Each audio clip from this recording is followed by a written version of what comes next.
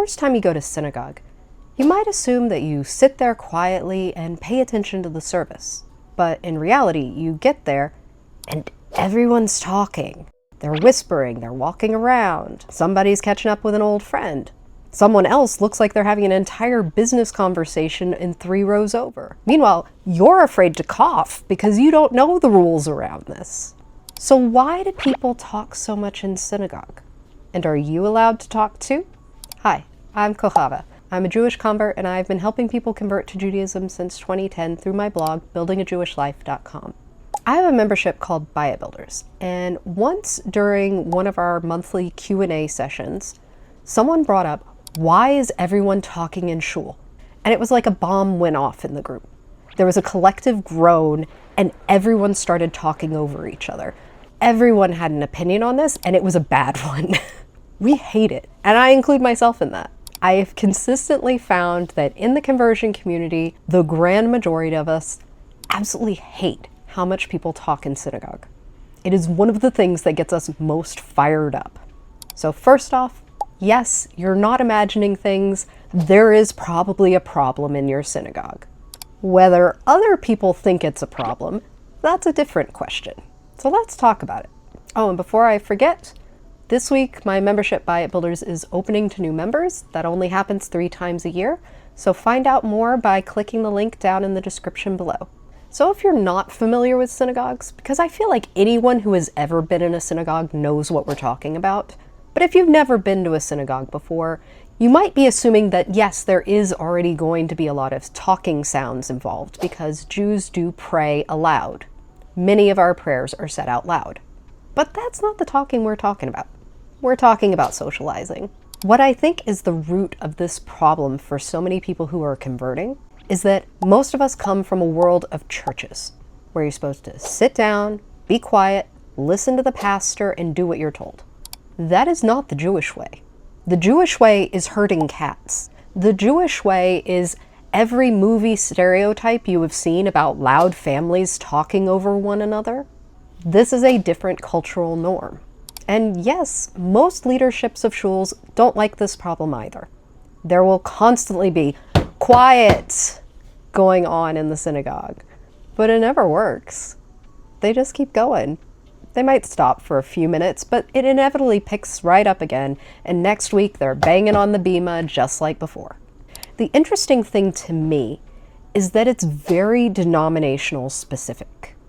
So we call denominations movements in Judaism. This is a much larger problem in Orthodox synagogues. In fact, the more to the right, the bigger the problem as a general rule. The Reform movement at the other end of the spectrum, there's going to be a lot of talking, but it's not going to be as blatant. Like, they have a little bit of shame while they do it usually. Like, they know they're not supposed to be doing it and they try to really whisper and keep it down. As a general rule, your mileage in your community will vary. And then the conservative movement in the middle is kind of in the middle. Every community will be different. Most people know that they should have a little shame doing it and try to be quiet, but it doesn't actually stop them from doing it. And this isn't a new problem. Traditional Jewish sources complain about people talking during prayers. In fact, so much so that we made rules about which parts of the service you absolutely cannot talk, and we kind of like left all the other sections up to chance. Okay, you shouldn't talk during the Shema and its blessings, the Amidah, which is also called the Shemona Esrei, the Kaddish prayers, and during the Torah reading. Especially in Orthodox synagogues, you will find that people are quieter during these periods. But the rest of the service is just abandoned like a sacrificial zone. Okay, if you have to talk, do it during these times. So here's the question. Can you talk during synagogue services? Honestly, yeah. I find most of us don't, because we know better. Most of us very much avoid talking in synagogue as much as possible, but inevitably people will talk to you, and you may need to answer them. You could also answer them with, let's talk after the davening is over. But inevitably, you'll probably be roped into a bit of talking in synagogue at least occasionally, because that's life in a synagogue. But you know when it is totally okay to talk in synagogue? when you're asking a question about the service, especially what page are we on? Always, always, always ask what page are we on if you need it. The people around you will not be offended that you ask this question. It is a question that I even see born Jews asking because they just weren't paying attention for a few minutes. It is a perfectly normal question to ask.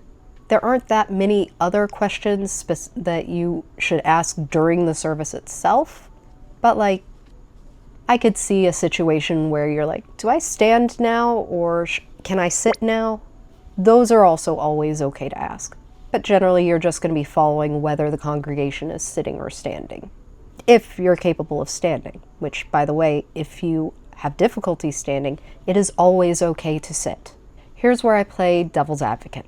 Talking in synagogue happens because we care about each other, because we live together as a real community. Yes, sometimes it's disruptive, and yes, sometimes it's rude, but most of the time, it's just social niceties. Hey, how are you doing? How are the kids? How was your vacation? These are the threads that build a community together. And as much as it annoys me, I cannot fault the community for that, because the community feeling is one of the things that I love most about the Jewish people. That comes with costs. No one likes learning how the sausage is made, and this is how the sausage is made. We talk to each other. We're a talkative bunch.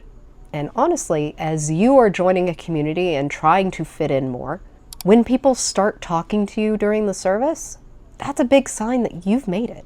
So you can be proud while also really annoyed. And if you've ever sat in synagogue and thought to yourself, I have no idea what these people are doing, but I am too embarrassed to ask, that's exactly why I created Buy It Builders. It's a membership community for people who are building a Jewish life from scratch.